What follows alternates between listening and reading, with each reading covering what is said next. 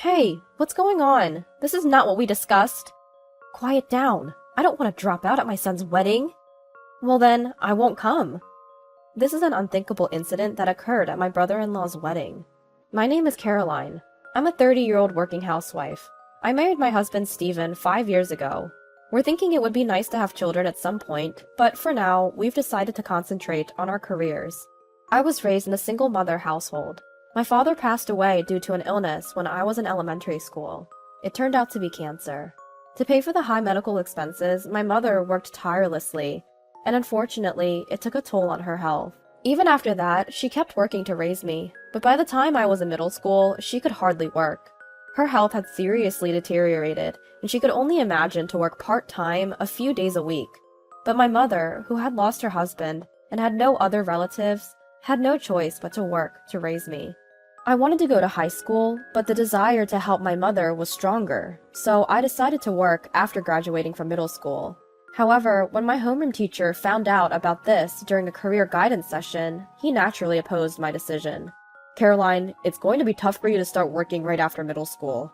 The future options will be limited. At least, you should consider high school. But I want to start working as soon as possible to ease the burden on my mom. Caroline, there are scholarships available now, and you can go to night school or take correspondence courses while working during the day.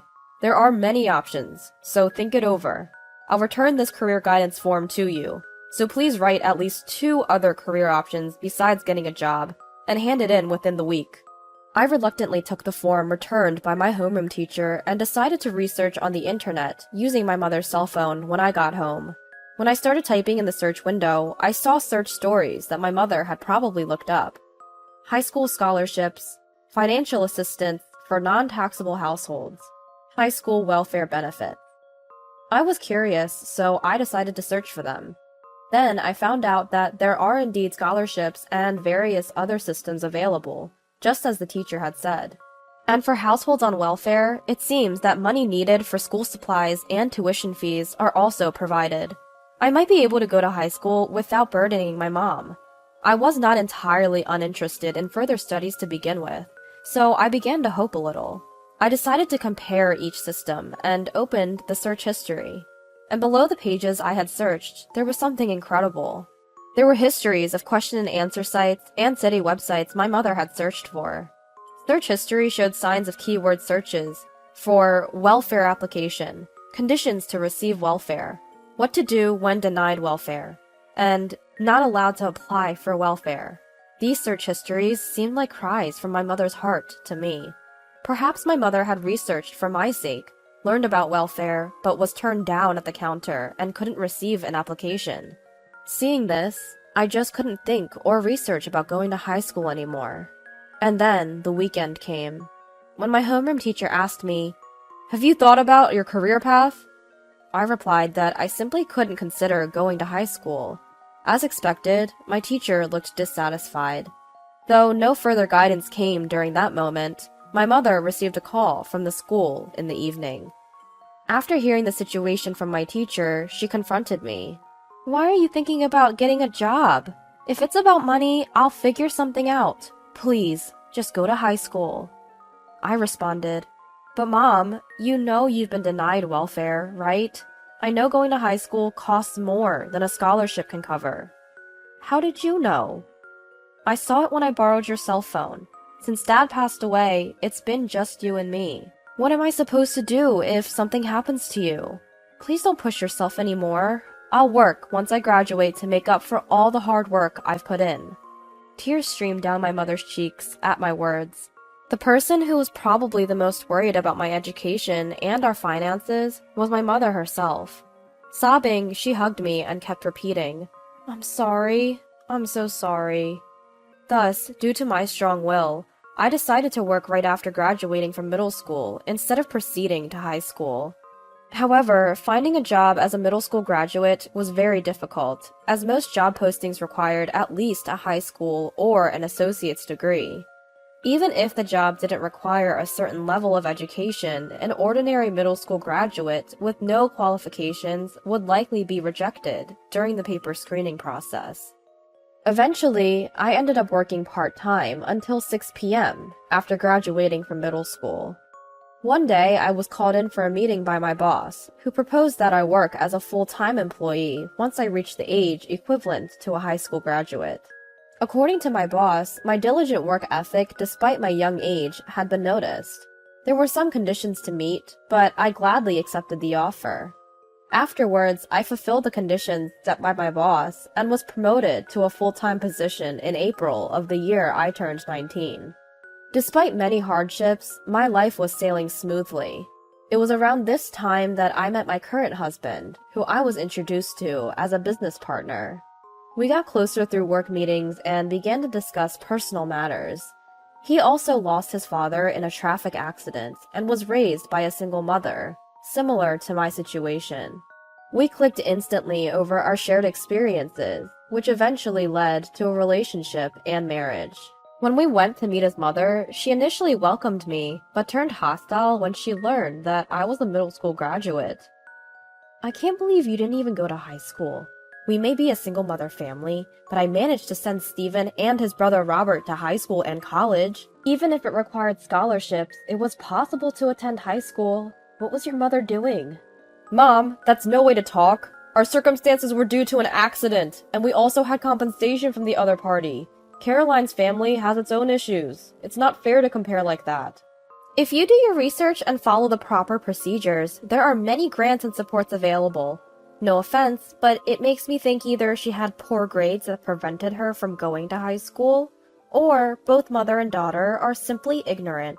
Either way, she's no good as your wife. I can't approve of a marriage with such a woman. The harsh words I received had left me deeply frustrated. My brother-in-law, Robert, had mocked me incessantly for only having a middle school education, making acceptance by my husband's family seemingly impossible. Eventually, we defied their approval and got married, sort of eloping, and had a private ceremony.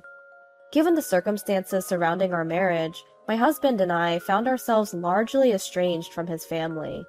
Nothing improved over time. Our relationship was merely superficial, limited to basic greetings. Then, one day, we received a phone call from his family. Hello, Steven. Robert is getting married. They are planning a wedding ceremony, and we were wondering if you and Caroline could attend. Just like that? Out of the blue? What a turn of events. After treating Caroline so coldly all this time, you guys sure are feeling generous now, aren't you? I do apologize for that, but Robert's bride-to-be insists she wants blessings from all the family members. Please, for the sake of your mother. Steven and I discussed it at length and decided that if this could be a chance to mend relations, we would attend the wedding as his mother wished. On the day of the ceremony, my husband was asked to come earlier than planned to help out, so we ended up going separately. Although they told me it was okay to arrive just in time for the start, I decided to go a bit earlier so I could greet my in-laws. However, when I arrived at Hotel A as instructed on the invitation, there was no sign of a wedding taking place, and there was no one else around dressed for a wedding. So I decided to ask the hotel staff, "Excuse me, I have this invitation for a wedding here?" The staff member gave me a puzzled look and said, "Could you please wait a moment?" and went to the back, leaving me to wait for a while. After waiting for a bit, the staff returned with a response I could not have anticipated. "I'm sorry, but there are no weddings scheduled at our hotel today." What? But it clearly states this hotel's name, right here. I double-checked the invitation with the staff, but the hotel's name printed there was undoubtedly correct. Just then, my phone rang. It was Steven. "Caroline, where are you?" "I'm at the desk of Hotel A. Steven, where are you? They are telling me there's no wedding here today." "Why are you there? Didn't you get the call from my mom this morning? The schedule and venue have changed." "What? I didn't receive any such call from your mom." "No way." "Hold on, I'll get there as soon as possible. Where is it and when does it start?" "It's at the chapel in Hotel B. The ceremony starts in 20 minutes, but I don't think you can make it in time from there." The location Steven gave me was on the opposite side from Hotel A, past our home. The turn of events led me to believe this was his mother's doing. "Steven, can you hand the phone to your mom?" I decided to confront her directly over the phone. Hello, Caroline? Why are you calling at a time like this? We're quite busy. Don't play dumb. What's going on? I just got a call from Steven and the story doesn't match up. The time and location of the ceremony are totally different from what we were told. And you lied about contacting me. What are you trying to do? You're such a nuisance. Even if you're not the brightest, try to read the room a little. Your presence would spoil a special occasion like this, and it's embarrassing to have a dropout. So don't come. Fine. Suppressing my frustration, I reached out to a certain person. Meanwhile, in the groom's waiting room at the wedding venue, Steven was having a heated argument with his mother and brother. Mom, how can you say that to Caroline? And Robert, why was the content of the invitation sent to our house different from the others? Were you deceiving us from the start? Huh? What are you talking about? As long as you're here, everything will look fine. And it won't be a problem even if the dropout isn't here, right? Don't you dare! Stop belittling my wife any further! Steven, Robert, both of you, stop it! This is right before the important ceremony. Who do you think caused this massive bride harassment at this important ceremony? At that moment, there was a knock on the waiting room door. Outside the door were Robert's bride-to-be and her parents. I heard that you declined Caroline's attendance. Robert, can you explain why this has happened? There's a reason for this. It's embarrassing, but my brother's wife only has a middle school education, so she's not the kind of person who should be here. That's right. My eldest son's wife, Caroline, is a dropout. But my son went against my wishes and married her. She and her mother lack common sense and are a disgrace to our family. It's too embarrassing to invite such a daughter-in-law here. At the words of Robert and his mother, the bride covered her mouth with her hand, and her parents exchanged glances with clouded expressions. Robert, even if it's true, there are things that are acceptable and things that are not acceptable in society. The bride's father said so, showing the screen of his smartphone. What? How did you get a hold of that? What the bride's father showed to everyone present was the image of the invitation sent from the in-laws to us. Actually, the bride's father is my former boss. Although he is no longer my direct boss due to a transfer, he was the one who did everything he could to help me get promoted, and I owe him a lot. Also, the bride had once worked part-time at my workplace, so I was acquainted with her. It seems that you and your son have a misunderstanding. My daughter and I know Caroline very well, and she's not the person you describe. She was a child who struggled with her family environment, but she's always been a dutiful daughter who loves her mother. She never forgets to be considerate to those below her, and she took good care of my daughter when she was working part-time for work experience. What? But... As Robert stammered, this time the bride spoke. What my father says is true. When I was in high school, I used to work part-time at his office. Being young and naive, I wasn't well liked by my coworkers. But Caroline always stood up for me. She also helped me when I was being bothered by a difficult customer, and she always took the time to explain things that I didn't understand at work. My father and I are truly grateful to Caroline, and to think that someone would treat our benefactor in such a way... At the bride's words, her mother-in-law was shaking with anxiety. She began to shout, obviously at the end of her patience. Well, education is important, isn't it? I made sure my sons were well educated, so I wouldn't be ashamed to introduce them anywhere. Even made sure they graduated from college. And in this day and age, to only have a middle school education? Unless there's a very good reason, it's expected to at least graduate from high school. If they can't do that, it's simply a lack of effort on the part of both the individual and the parent. There was indeed a very good reason. At least for Caroline and her parents. And she, having joined the workforce right after middle school, worked hard. Didn't you hear from Caroline herself? She acquired her high school equivalency diploma as part of the requirements for her promotion. Actually, I took a high school equivalency exam as a requirement to be promoted to a full-time position. The exam covered the content equivalent to 3 years of middle school and 1 year of high school. As I had been away from academic studies, I had forgotten even some of the things I had learned. I studied between work and after returning home, sometimes getting help from others, and somehow managed to prepare in time for the exam. The content was mostly basic, and I passed with flying colors. A high school equivalency exam is a national examination, And passing it means the government recognizes you as having the same level of academic abilities as a high school graduate. Can you please stop referring to Caroline as a dropout from now on? It's unpleasant. And I can't possibly allow my precious daughter to marry into such a horrible, abusive family. It's fortunate that the wedding reception and the registration of the marriage haven't happened yet. We'd like to pretend this wedding never existed. Meanwhile, at the wedding venue, unaware of the drama unfolding behind the scenes, the guests were anxiously waiting for the reception to start. However, as time passed with no sign of the ceremony beginning, the venue staff began to hurry about. An uneasy atmosphere began to spread, and the guests started to feel suspicious. Then, a solemn voice came over the speakers. "Ladies and gentlemen, thank you for your patience. Unfortunately, the wedding scheduled for today has been cancelled due to unavoidable circumstances. The bride's father has a message for you." "I'm the bride's father, as introduced.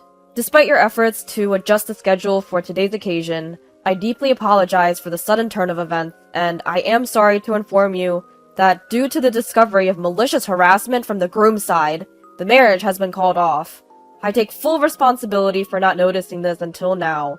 The reception has been cancelled, and we will proceed with a simple dinner.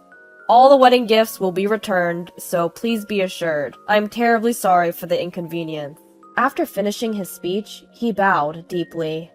"How dare you! I was looking forward to this day so much!" The discontented mother-in-law stormed the venue, causing a commotion, but was restrained by the staff and dragged off to a side room. The guests left at the reception venue found themselves in an awkward predicament. Some, in a spirit of might as well, carried on with their meals, while others, made uncomfortable or feeling unwell by the incident, decided to leave. Stephen, being a member of the family, went around apologizing to the guests and thanking the bride's father before heading home early. This debacle was caused by Stephen's family and resulted in a broken engagement. As a result, Robert and the rest of his family decided to cover all the costs, including the reception fee, the transportation costs for the guests, and an additional compensation for the bride's side. Due to this incident, my mother-in-law started receiving judgmental looks from relatives. Robert, who had invited his colleagues to the wedding, also found his standing at work had deteriorated. When we got home, my husband apologized to me repeatedly. "Caroline, I'm really sorry about my family's behavior," he said. "It's okay, it's not your fault, Stephen. I want to make things right. I've decided to cut all ties with my family over this incident. I'm utterly disgusted. We live quite close to my mom's house, so how about we move closer to your mom and start over in a new place? If it's okay with you. We could live with your mom." "Really? Thank you, Stephen." I agreed to Stephen's proposal, and we started to live with my mother. Our interactions with the bride's family have resumed, surprisingly in a pleasant way, all thanks to that chaotic reception. Life is unpredictable, isn't it?